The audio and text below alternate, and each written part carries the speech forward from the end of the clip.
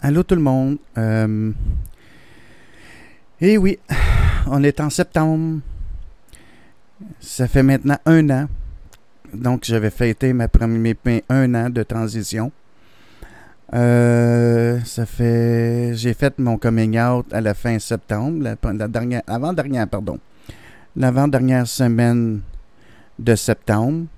Mais pourquoi que j'ai fait la vidéo maintenant? C'est que j'ai fait... attendez un peu, si je regarde... Oh oui, c'est ça. J'ai fait un appel au moins presque qu'une semaine avant à un organisme qui se nomme Trans-Outaouais. Cet organisme-là m'est venu en aide pour faire mon coming out parce que je ne savais pas comment l'annoncer. Je ne savais pas quoi faire, je ne savais pas pantoute comment l'annoncer à la famille, je ne savais pas comment l'annoncer à mes amis. J'étais démuni à ce moment-là. Donc, la première personne à qui j'ai parlé a été Tegan Charbonneau de chez Trans-Outaouais, que je tiens de tout cœur à dire merci. Merci à Tegan de m'avoir écouté, de m'avoir conseillé. Ça a été d'une très grande aide. Grâce à lui, j'ai passé à travers mon année. J'ai eu des moments très difficiles. L'organisme a été très présent pour moi. Cet été, j'ai eu un moment difficile. Si ça n'aurait pas été de Tegan, je pense que j'aurais abandonné. Je serais peut-être retourné dans le placard. Parce que j'ai eu un moment très difficile à un moment donné, au début de l'été. J'ai subi une des pires attaques transphobes. J'ai perdu 3 amis qui n'acceptaient pas ma transition. Donc, ça a été difficile pour moi. Donc, je tiens à dire merci à Tegan Charbonneau et son conjoint Gabriel qui ont été très présents dans les Zooms aussi. Donc, je tiens à dire un gros merci à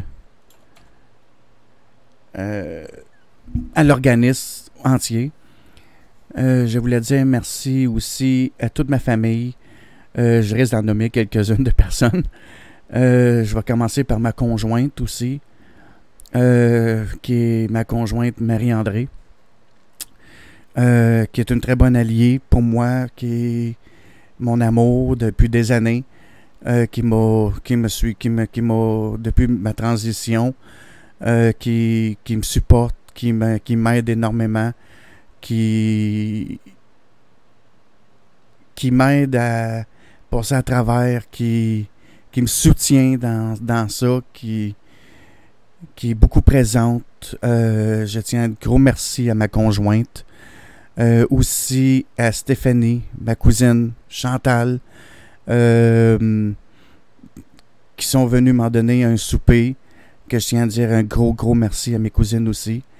Ma tante, parce que je vois pas ma tante, parce que c'est pas évident de la voir. Elle est toujours... elle veut pas de visite, elle est toujours occupée.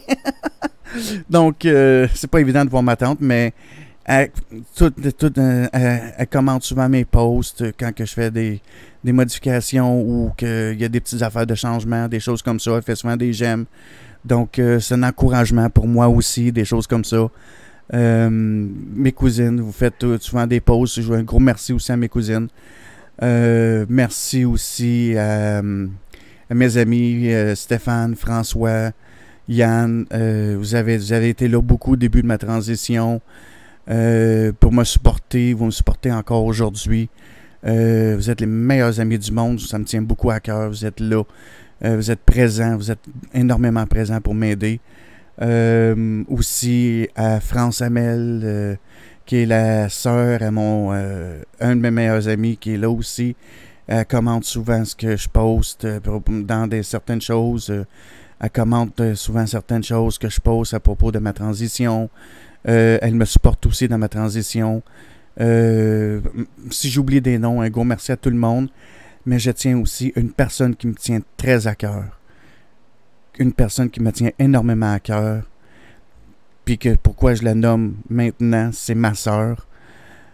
Elle m'est très chère à mes yeux, qui est ma sœur Linda. Elle, c'est la seule de toute la famille à qui me tient beaucoup à cœur parce que elle, pour moi, elle compte énormément. C'est ma grande sœur. Je l'aime. Je l'adore. Elle me soutient. Elle me supporte dans mon cheminement. Elle me juge pas.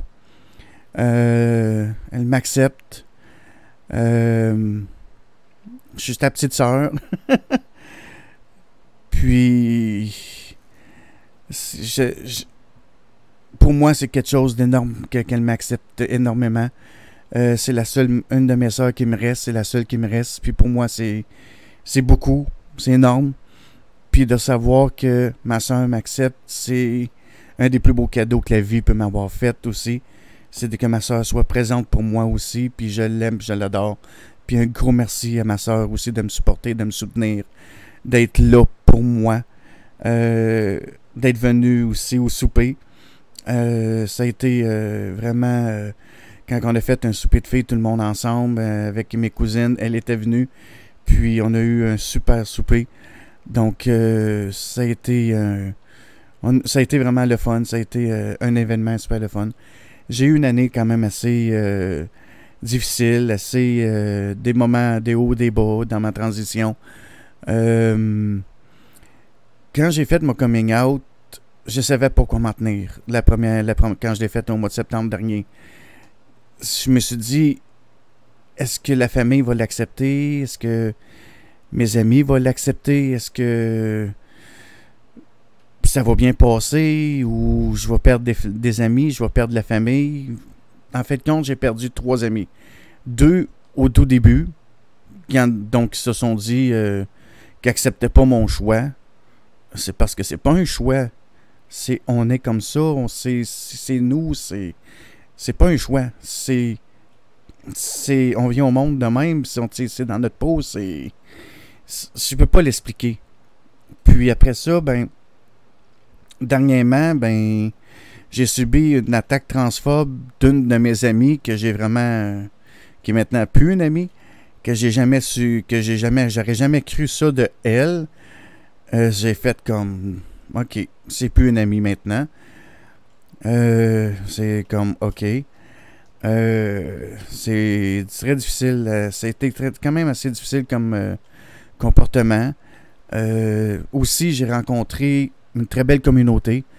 J'ai rencontré de nouveaux amis dans la communauté. J'ai rencontré Mélanie avec son conjoint, qui est une super bonne personne. J'ai rencontré Marianne. J'ai rencontré aussi Emma, que j'adore énormément.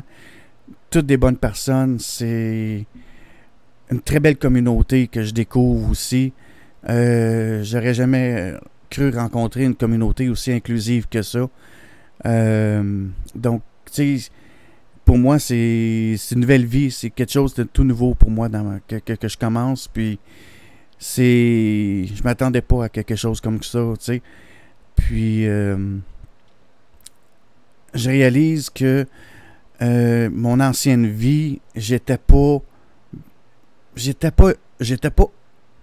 heureuse, comme on pourrait dire. J'étais pas bien dans ma peau, j'étais pas ce que j'étais. Tu sais, je vais reparler un peu de mon texte que j'avais écrit quand j'ai fait mon coming out officiel sur Facebook, puis que j'avais écrit mon texte. À un moment donné, puis je l'avais écrit dans mon texte, donc ça me dérange pas d'en parler. J'ai déjà été une personne agressive, j'ai déjà fait un peu de violence conjugale, j'ai déjà fait des choses un peu malsaines envers ma conjointe, des choses comme ça, mais c'est parce que je voulais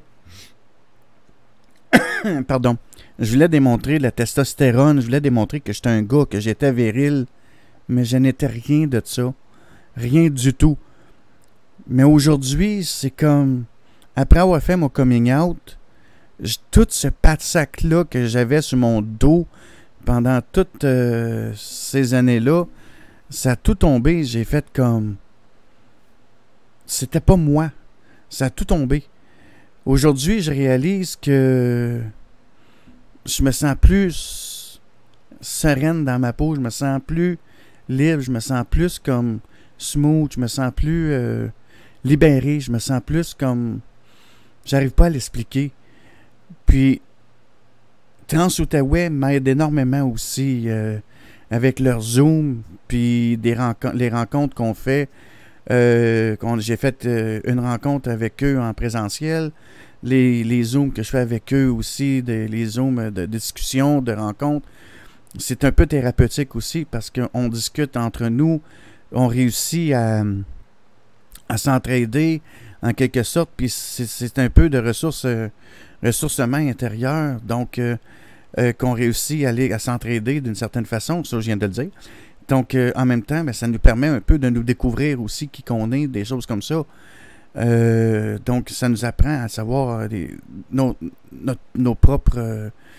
profond intérieur aussi. Donc, c'est quelque chose quand même qui est quand même pas toujours facile un peu de vivre avec... puis en même temps, j'apprends à vivre... avant, je connaissais pas c'était quoi la dysphorie de genre. Puis maintenant, je vis avec une dysphorie que je connaissais pas avant. Mais là, j'apprends à découvrir certaines dysphories, de la dysphorie de genre, certaines dysphories que j'avais avant, que j'avais pas auparavant. T'sais, donc, je découvre certaines choses que je fais comme, oh my God, si j'ai ça, c'est comme, c'est pas évident. Donc, je me rends compte que ce que je vivais avant, je vivais comme des choses que je cachais, mais que j'avais jamais dévoilé à personne. C'était comme c'était pas facile pour moi. C'était pas facile de vivre avec les gens autour de moi, sachant que les gens ignoraient certaines choses de moi. Puis de me cacher face à la famille, de me cacher face aux gens par peur du jugement, par peur de perdre mes amis, de perdre ma famille. Surtout que la famille, mes sœurs, surtout ma grande sœur, compte énormément pour moi. Ma conjointe compte énormément pour moi. De perdre tout ce monde-là autour de moi, ça compte énormément là aussi. Là. Donc, je voulais pas perdre tout ça. Mais maintenant, aujourd'hui, ça fait 1 an. J'ai fait mon 1 an grâce à votre soutien à tous. Vous m'avez supporté dans mon cheminement. Vous m'avez encouragé. Souvent, quand on se parlait, on n'était pas obligé de se parler. Vous ne m'aviez pas toujours parlé. Vous m'avez juste vos j'aime, vos j'adore, tous vos petits commentaires que vous me laissiez sur Facebook. Tout ça me donnait la force de continuer, la force de pouvoir avancer, de pouvoir pouvoir continuer sur mon cheminement. Vous m'avez beaucoup aidé à avancer. Donc, merci tout le monde d'avoir été là pendant mon année. Tegan, ma soeur Linda, mes cousines, Chantal, Stéphanie, ma conjointe, Marie-André. Ça va bien, j'avais un blanc de mémoire. Je m'appelle le nom de ma conjointe. Pauvre toi, chérie. Ma tante, mes amis, François, Stéphane, Yann, aussi, je parle aussi, toutes les gens aussi de la communauté de Trans-Outaouais. Ensuite, les d'autres personnes de mon Facebook. Il y a beaucoup d'autres gens aussi de mon Facebook que j'ai pas, qui me vient pas en tête d'autres noms. Mais il y a beaucoup d'autres personnes de mon Facebook aussi qui m'encourageaient aussi, qui ont fait des j'aime, des likes sur mes posts, puis qui continuaient aussi à m'encourager, qui m'ont même envoyé des messages privés en me disant aussi de continuer, de ne pas lâcher, qui trouvaient que j'étais de plus en plus zen, des choses comme ça. Donc, c'était un gros merci à vous tous de m'avoir encouragé. Je vais continuer. C'est maintenant, je suis bien dans ma peau, c'est moi, c'est ce que je suis. Je peux pas imaginer avoir une meilleure vie je me rends compte que OK, je peux pas renier 43 ans de ma vie. J'ai quand même 40... Ben, je suis rendu à 43 ans, mais à l'époque, quand j'ai fait mon coming out, j'avais 42 ans. Donc, je peux pas renier quand même 43 ans de ma vie, ou 42 ans, parce qu'on va y aller à 42 ans. Je peux pas renier 42 ans de ma vie que j'ai été dans le corps d'un homme. Je peux pas renier ça. Tu sais, j'ai eu quand même des bons moments, mais j'étais pas ce que j'étais. J'étais pas dans la bonne peau. J'ai le cerveau dans le mauvais corps, tout simplement. J'étais pas bien. Mais j'ai eu quand même des bons moments. Comme tout le monde peut avoir eu des bons moments. Mais depuis que je suis haut comme ça, on va reculer un peu pour que ça reste dans la caméra. Depuis que je suis haut comme ça, que je me suis jamais senti comme un gars. Je me suis toujours senti comme une petite fille, mais j'ai jamais avoué à personne. J'avais toujours peur de faire rire de moi. À l'école, quand les gens me traitaient, parce que mon dead name, c'était Patrick, mon ancien nom. Puis, tout le monde me traitait de Patricia. Il y avait en partie raison, les gens, là. Tu sais, me traitaient de Patricia. Il y avait quand même en partie raison. Tu sais. Donc, sauf que je voulais pas l'avouer, puis avec le temps, à force de me faire agacer, de me faire baver, ben, ça a refoulé. De devenir ce qu'on appelle le bouc émissaire à l'école, le punch bag, l'intimidation. J'ai subi tellement d'intimidation, de ci, de ça à l'école, que ça m'a tellement refoulé que j'ai jamais fait mon coming out, que j'ai jamais sorti de ce que j'étais, que j'ai mis un mur, tout simplement. J'ai construit un grand mur autour. Je me suis enfermé. Je me suis bloqué autour. J'ai bloqué tout ça. Je me suis isolé du monde tout en étant dans le monde. Je me suis créé un isolement personnel. Mais cet isolement-là, il était très fort. Puis j'ai fini par briser le mur. C'est drôle, ça me fait penser à l'histoire de The Wall de Pink Floyd. L'histoire de The Wall de Pink Floyd, c'est un peu l'histoire de ça. Tu sais, si on relit l'histoire, un peu l'historique de The Wall de Pink Floyd, c'est une personne qui vit un isolement personnel, qui se crée un propre mur autour, puis avec le temps, il finit par briser son propre mur. Avec le temps. Puis il se libère. C'est un peu ça, là. Je me suis créé mon propre mur autour, je me suis isolé, tout en étant un peu autour avec les gens. Mais à un moment donné, ben, j'ai brisé mon propre mur, puis je me suis libéré. C'est ce que j'ai fait. Mais si j'avais pas eu Trans-Outaouais, je pense que je l'aurais jamais fait. Parce que j'ai fait combien de thérapies? Parce que si ma conjointe m'aurait pas obligé à faire une thérapie quand j'étais un homme violent à l'époque, ma conjointe m'a dit, tu te prends en main, tu fais une thérapie, sinon je reviens pas parce qu'elle m'avait quitté. J'ai fait une thérapie. Après ça, ben, quand j'ai fini ma thérapie, j'ai décidé d'en faire un autre, puis un autre après. J'en ai fait plusieurs, là, des thérapies. Mais dans toutes mes thérapies, j'ai jamais avoué rien de ça.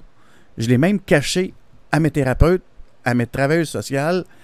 Tu sais, j'ai rencontré un psychologue. Excusez-moi.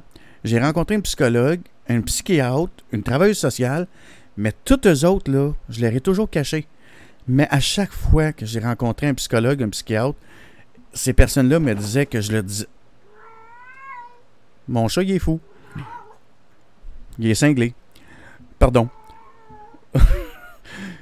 Mais à chaque fois que je rencontrais un psychologue, à chaque fois que je rencontrais un psychologue ou un psychiatre, ils me disaient tout le temps que je leur dis pas tout.